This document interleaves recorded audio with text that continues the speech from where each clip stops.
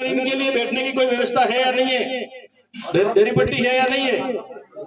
अगर स्कूल में दरी पट्टी की व्यवस्था नहीं हो, ये भी हम कराएंगे। और यहाँ पानी की दिक्कत है तो यहाँ हैंडपंप, मेरे विधायक मन से हैंडपंप भी यहाँ लगाऊंगा, घोषणा कर रहा हूँ। बच्चों के पानी के लिए आपने यहाँ बात उठाई है तो हैंडपंप भी यहाँ खुदवा देंगे, तो बच्चे और जो चपरासी है वो दूर उनको पानी लेने नहीं जाना। तो इसलिए हम सरकार में नहीं है, लेकिन विधायक मंच से भी जहां आवश्यकता होगी पूरी विधानसभा में काम करेंगे।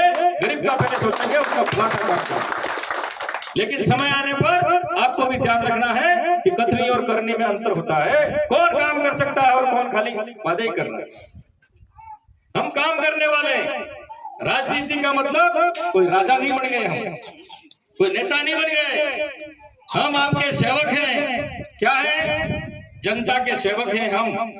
हमको आपने चुना है तो हमको आपकी सेवा करनी है। यूं नहीं है कि हम पैसा कमाने के लिए नहीं बैठे, राजनीति में पैसा कमाने के लिए नहीं आए हो, जनता की सेवा करने के लिए आए। कुछ नेता हो सकता है पैसा कमाने के लिए आए होंगे, लेकिन हम जनता की सेवा करना चाहते हैं। जिस तरह से हनुमान जी, राम जी जो हमारे भगवान है, जो हम पूछते हैं उनकी सेवा करते हो, उस तरह से मेरी भी इच्छा है कि वे मेरे लिए आप पूरी जनता भगवान हो, आपकी मैं सेवा कितनी कर सकता हूं। ये हमारी सोच होनी चाहिए, ये हमारा मन ऐसा होना चाहिए कि हमारे बच्चों को कैसे बढ़ाएं, हम सब एक कैसे रहें, हम आगे कैसे बढ़ें, छोटे बड़े का मान सम्मान कैसे करें।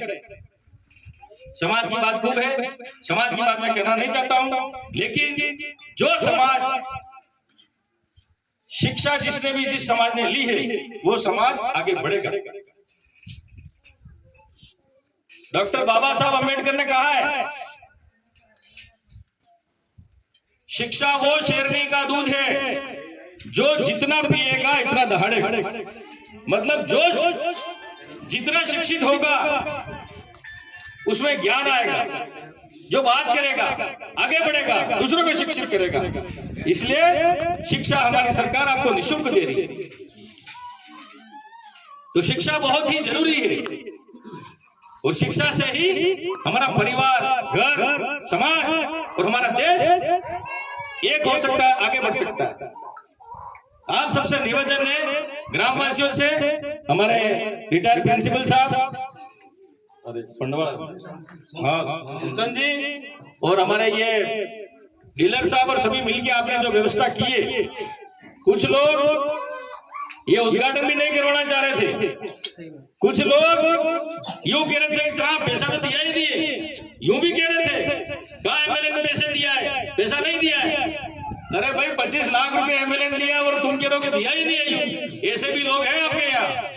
लेकिन हम काम करने वाले हैं, काम करेंगे, गरीब का सुनेंगे, और आधी रात को बुलाओगे तो भी हम आएंगे।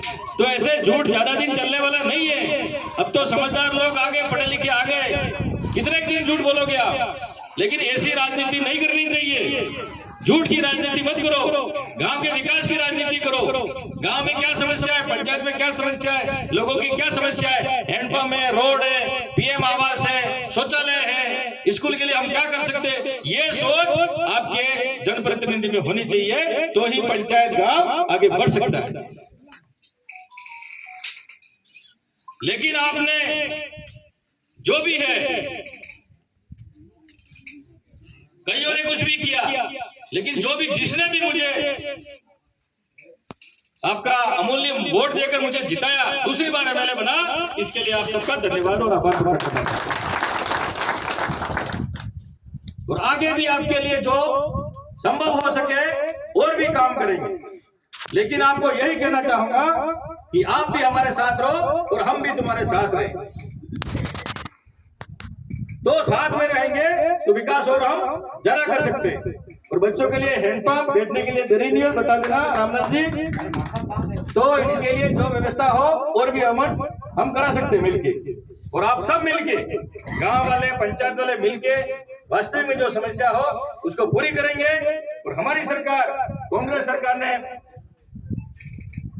25 लाख तक का निःशुल्क इलाज, फ्री में इलाज हो रहा था, बंद कर दिया।